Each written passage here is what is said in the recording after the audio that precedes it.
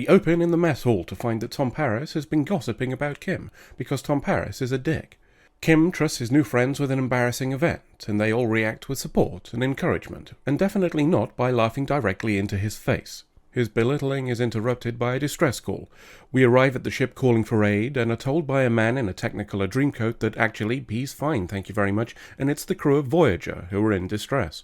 Turns out it was just a way of getting attention, and Space Joseph offers to welcome them to his system with all the honesty and sincerity of a politician or an NFT salesman. For those watching this a few years after posting, NFTs were a form of multi-level marketing scam that sold receipts of JPEGs, and yes, it really was as clown-like as that sounds.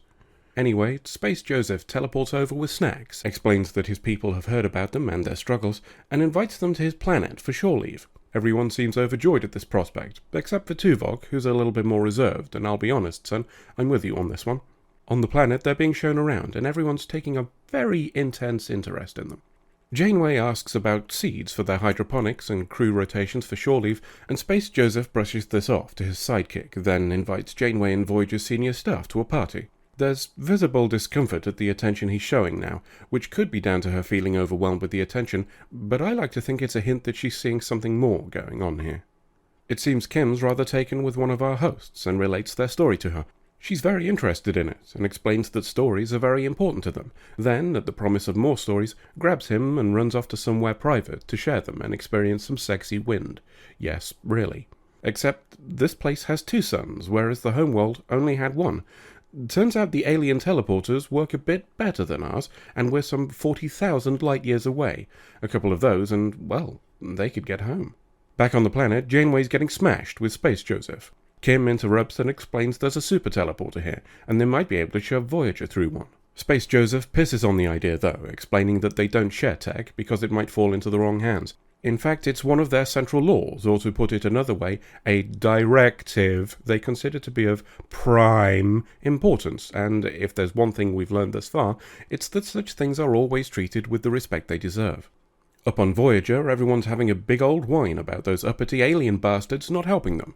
To her credit, Janeway points out the hypocrisy in this line of thinking, which might hit home a little more if she hadn't been the worst offender to date on that topic. The others carry on discussing how they might convince the aliens to change their minds, while Janeway maintains plausible deniability at the window. Kim mentions their story kink. Maybe they'd swap the technology to fold space for a copy of their literary library. Janeway starts negotiating with Space Joseph.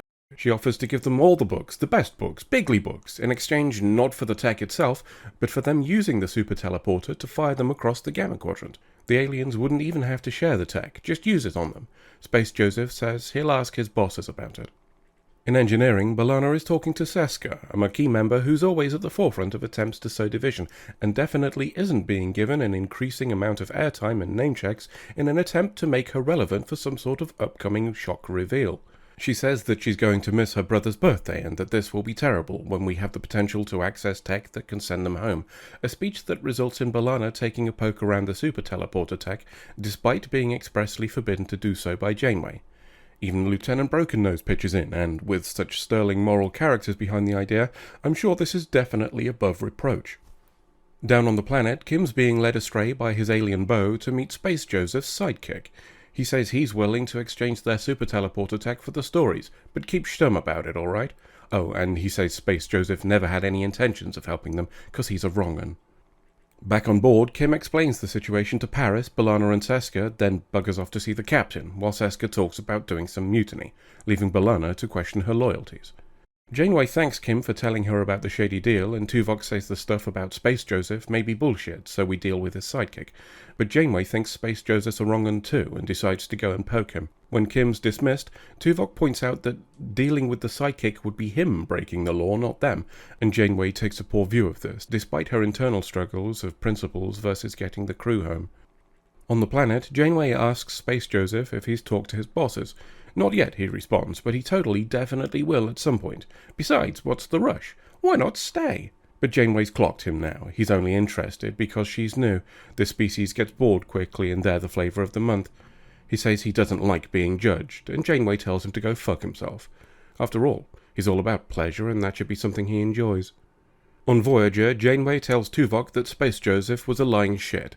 He asks if she intends to deal with his sidekick, and she tells him that her principles won't allow her to, then recalls the crew to the ship. They're scattered about though, so it'll take hours. News spreads, and Seska tells B'Elanna and Lieutenant Broken Nose that they could still go through with the deal themselves. B'Elanna reluctantly agrees. In the teleporter room, they're struggling to bypass security measures so the journey doesn't get logged, but Seska doesn't give a fuck and says she'll do it anyway. Then Tuvok turns up, saying he changed the security to tell him if anyone tried to teleport down. But it's fine, because he's going to go down and perform the exchange himself, and you what? We're about to leave when Tuvok returns with the super teleporter MacGuffin and gives it to B'Elanna, telling her to definitely not use it until he's had a chat with Janeway, who he's just disobeyed. After he walks away, we discover a problem. It seems the super teleporter tech is powered by the planet itself, and we're about to leave orbit. No time for chat, so let's just give it a go. It goes terribly and risks blowing up the entire ship. They can't turn it off, so B'Elanna poops some yellow on it, and it goes bang, which is definitely what you do with unstable alien tech. B'Elanna decides not to cover things up, much to the disgust of Seska, then tells everything to the captain. Well, sort of. She tries to pretend that she was the senior officer, which Tuvok refutes and confesses his own guilt. After dismissing B'Elanna, she tells Tuvok that she's disappointed. And frankly, she's not the only one, as this aspect of the character is so utterly at odds with everything we've seen thus far that it's positively jarring. I get that we're trying to give everyone an emotional connection, but having this action performed by Chakotay would have been both far more believable and inject an element of strain into the relationship. It would also have caused more of a dilemma for Janeway: keep a potentially untrustworthy first officer whose intentions were pure, or remove him and risk alienating all of the Maquis crew. This would have been both more in keeping with the established personalities and helped flesh out a character that, so far, seems to exist only when we need a Native American stereotype. It feels like a missed opportunity, but again, I digress. Janeway explains she needs Tuvok to be her solid moral compass, which might be a subtle nod towards her propensity for ignoring the Prime Directive, and he agrees to not be a deceptive shit in the future. Then they fly away. End of episode.